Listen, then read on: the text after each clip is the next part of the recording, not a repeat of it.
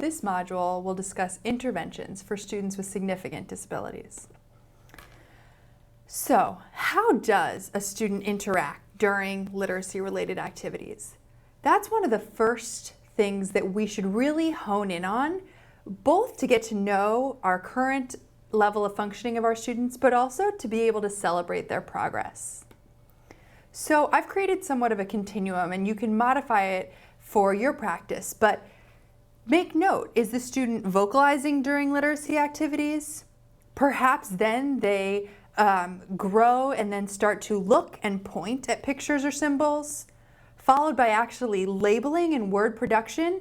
These are things that perhaps to the untrained clinician or educator, they might not notice this growth. But wow, what a difference from when you started hearing just vocalizations and now are seeing pointing and labeling.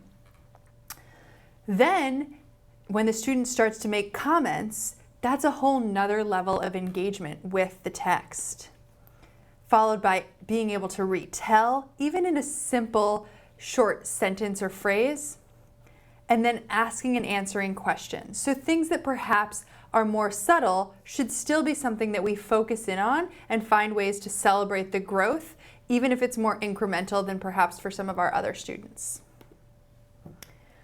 So when I have had my greatest successes with students with significant disabilities in learning to read, I have found word families to be highly effective. If you take the 37 most familiar word families, at, in, on, this actually enables your students to decode and encode over 500 words. What I love is that the 37 aligns very nicely to a school year. And so if you just approach this one word family a week, by the end of the school year, your students, who perhaps unfortunately by others had been perceived as someone who wouldn't read or wouldn't write, will have over 500 words that they can both read and write. So I have a bunch of strategies I like to use consistently each week as we swap in a new family. One example is the word family house.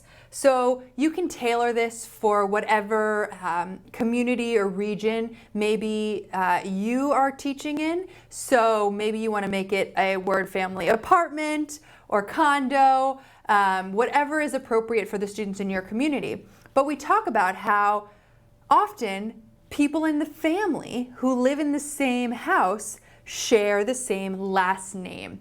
And so we make that comparison with a word family. So all the words that live in the at house are going to have at the end of their name. So here you can see ack, black, stack, quack, and it becomes a familiar task as we create a new word family house for the students each week. Now in the beginning of the year, you may be providing a lot of support, but by a few weeks in, or even later in the year, you'll find students come in ready to create their own words that they want to add to that house. So by taking the demand of the task not being unfamiliar, the students are really able to focus on the new family. Something else I love to do with our word families is to put it to song. So although it's a little bit older of a tune, through commercials and other things, I think that even the students of this generation are familiar with the Addams Family. And so we've just changed the words to be rhyme time,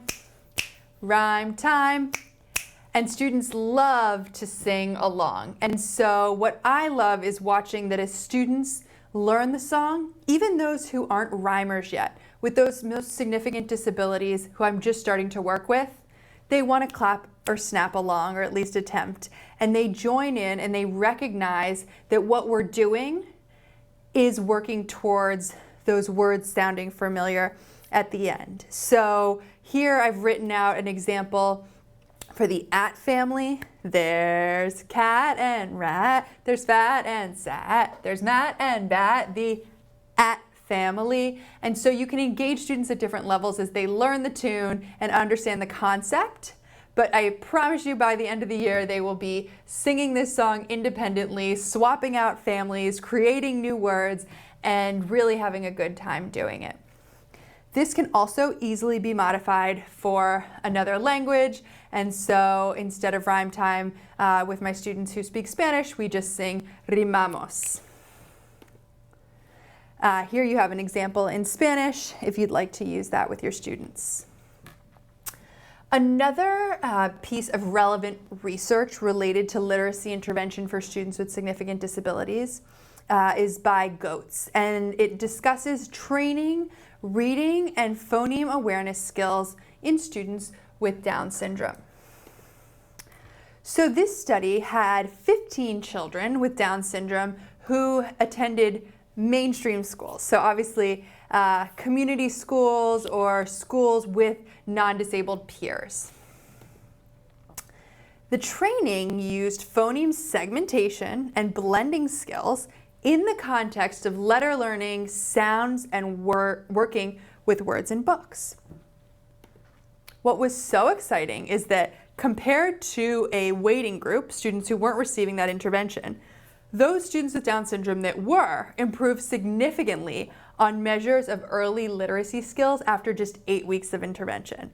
And I'm happy to report that then the waiting group got the intervention and started to show that same progress once they received the intervention. So with our thoughtful, intentional interventions, we can help all our students, those with Down syndrome, those with other significant disabilities, become readers. I also just want to add to conclude this study that both groups maintained that progress. That's a question that I think often comes up on literacy measures, even 5 months after the intervention had finished. So, results suggest that children with Down syndrome can benefit from structured, phonics-based reading intervention. Another intervention that many of you who are speech pathologists are familiar with, but also for our educator friends, we can discuss augmentative and alternative communication, often referred to as AAC. Now, those students who communicate through alternative and augmentative communication, the research shows are considerably delayed while developing their reading skills. The research also shows that comprehension specifically is a daunting task for users of AAC devices. So given this research and knowing the uphill battle that our students who use these devices to communicate will face with learning to read, what are we going to do? So we need to figure out the ways to reverse this research so that it's not only 10% of our students learning to read at grade level. The first thing you can do is think about the right system, the right device to use for the task. So think about the cognitive, motor, and linguistic challenges of the task you'll be presenting, and then decide what communication system is right for that task. To sort of give you a visual, I have a picture that makes me laugh every time because it's my own father visiting my elementary school classroom. So this is a highly educated man, I'd say one of the smartest people I know, of course, and he's using a very simple, low-tech device. So you want to match the fact that he's never used the device before, and so we want to make the task easy for him. So even though the task of reading wouldn't be a challenge, the device is new. So you want to make the device accessible. Here's some other examples. If the reverse of that was happening and you were introducing a task that was very arduous or a new concept, then you want to match it with an easier device. Whereas if you want to introduce a device that's more difficult, perhaps you pair that with an easier, more independent task. Now, with AAC, we often use symbols to represent words. But I want to challenge you to think about, if you add a symbol, on what will the students actually focus? They focus on the picture, even though we put the written word beneath. So once your students learn the alphabet, I want you to think about trying to fade back and removing certain symbols. If a word is not decodable and it's not high frequency, use the picture. But with those high frequency words, when an image even it's not available or it can lead to more confusion for the student, remove that symbol. So, for example, the word the or to. We might as well just teach the sight word instead of teaching the child to associate some sort of abstract picture to that word. Let's raise the bar and raise the expectation.